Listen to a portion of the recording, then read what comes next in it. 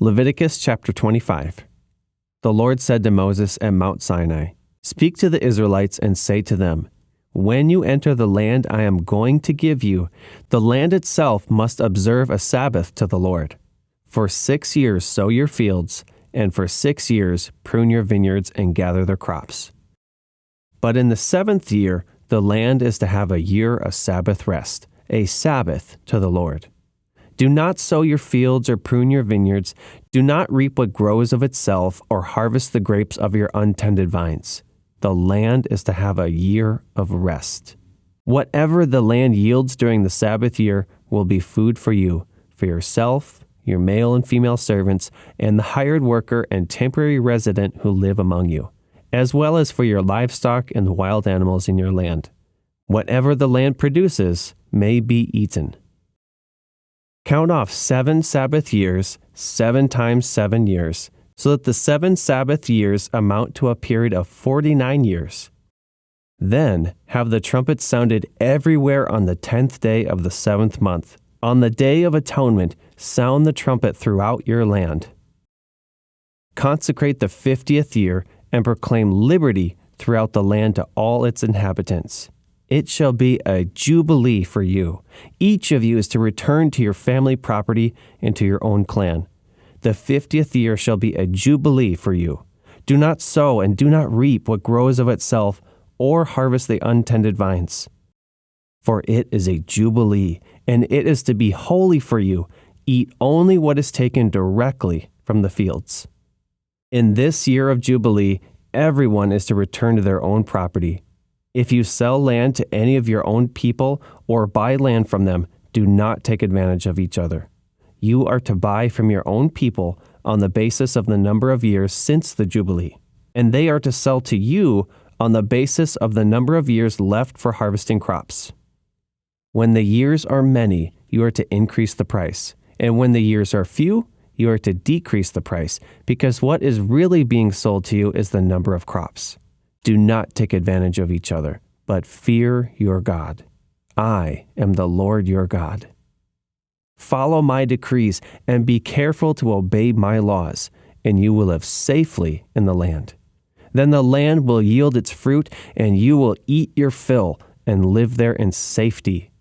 You may ask, what will we eat in the 7th year if we do not plant or harvest our crops? I will send you such a blessing in the 6th year that the land will yield enough for 3 years. While you plant during the 8th year, you will eat from the old crop and will continue to eat from it until the harvest of the 9th year comes in. The land must not be sold permanently, because the land is mine, and you reside in my land as foreigners and strangers. Throughout the land that you hold as a possession, you must provide for the redemption of the land. If one of your fellow Israelites becomes poor and sells some of their property, their nearest relative is to come and redeem what they have sold. If, however, there is no one to redeem it for them, but later on they prosper and acquire sufficient means to redeem it themselves, they are to determine the value for the years since they sold it and refund the balance to the one to whom they sold it. They can then go back to their own property. But if they do not acquire the means to repay, what was sold will remain in the possession of the buyer until the year of Jubilee. It will be returned in the Jubilee, and they can then go back to their property. Anyone who sells a house in a walled city retains the right of redemption a full year after its sale.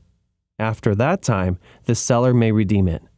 If it is not redeemed before a full year has passed, the house in the walled city shall belong permanently to the buyer and the buyer's descendants. It is not to be returned in the Jubilee. But houses and villages without walls around them are to be considered as belonging to the open country.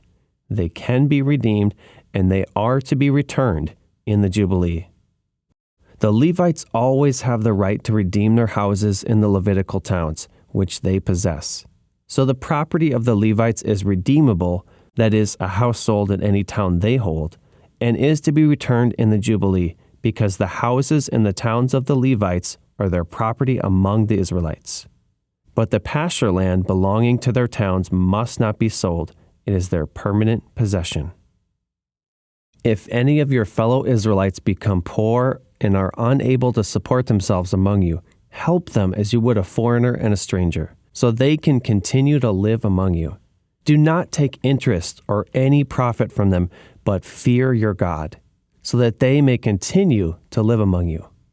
You must not lend them money at interest or sell them food at a profit. I am the Lord your God, who brought you out of Egypt to give you the land of Canaan and to be your God.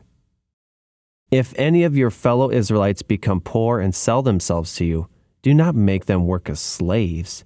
They are to be treated as hired workers or temporary residents among you. They are to work for you until the year of Jubilee. Then they and their children are to be released, and they will go back to their own clans and to the property of their ancestors. Because the Israelites are my servants, whom I brought out of Egypt, they must not be sold as slaves. Do not rule over them ruthlessly, but fear your God. Your male and female slaves are to come from the nations around you. From them you may buy slaves. You may also buy some of the temporary residents living among you and members of their clans born in your country, and they will become your property. You can bequeath them to your children as inherited property and can make them slaves for life, but you must not rule over your fellow Israelites ruthlessly. If a foreigner residing among you becomes rich and any of your fellow Israelites become poor and sell themselves to the foreigner or to a member of the foreigner's clan, they retain the right of redemption after they have sold themselves.